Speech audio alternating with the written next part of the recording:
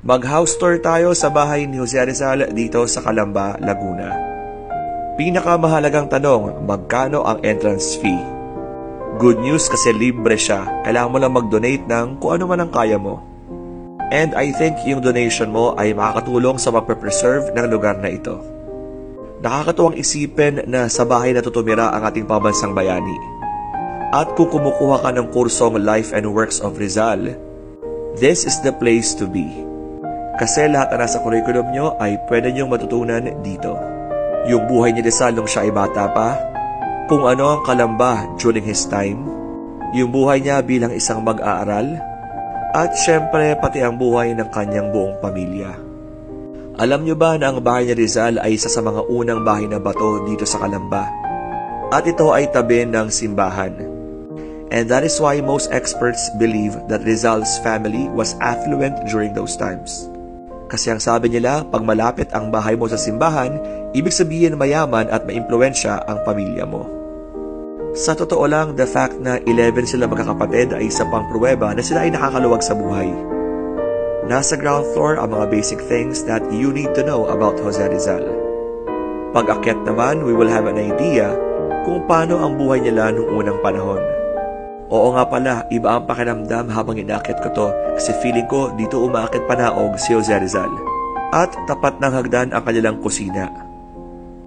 Tingin ko dito nila hinahanda ang mga pagkain. At ito rin ang nagisilbing storage room nila.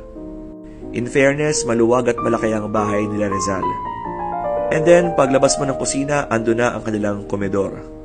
At dahil malaki ang kanilang pamilya, maraming upuan ang nasa lamesa. After ng dining area, ando na ang living room. At nai-imagine ko na dito nakatambay ang mga magkakapatid.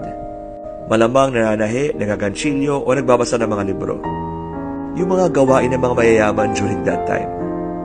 At syempre, ang kanilang mga bedrooms.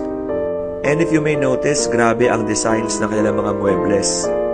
At malamang-lamang gawa ito sa mga matitibay na kahoy. Lakas makapang mayaman talaga. And shoutout kay Kuya Vic, na famous TikToker din. At syempre kila sisters. So ayun na yung kabuuan ng kanilang bahay. Tanong, nasan po ang bathroom nila? Nasa labas ng kanilang second floor. So eto nga pala ang CR ng pamilyang Rizal. Yes, dyan ang number 2. Saan naman naliligo? Pero I suppose iba ang itsura niyan dati. Kung maliligo naman, nasa kabilang room lang. Kung saan andun yung mga banga na pwedeng pag-imbakan ng tubig. Another question, saan kumukuha ng tubig? Syempre sa balon. Para hindi mahirap, meron syempre yung pulley. Ang galing, di ba? Bukod sa malaking bahay, malaki rin ang bakuran ng kanilang tahanan. Malawak, kaya nai-imagine ko na dito naglalaro ang mga kapatid ni Rizal. And kung ako si Rizal, malamang ito ang pinaka-favorite na part ko. At ngayon nga, meron doon balik na kubo. At shout out sa mga batang para may sinushoot na project. At dito rin pala ang sikat na statwa ng batang Rizal. Kasama ang kanyang aso. Na ang pangalan ay Usman.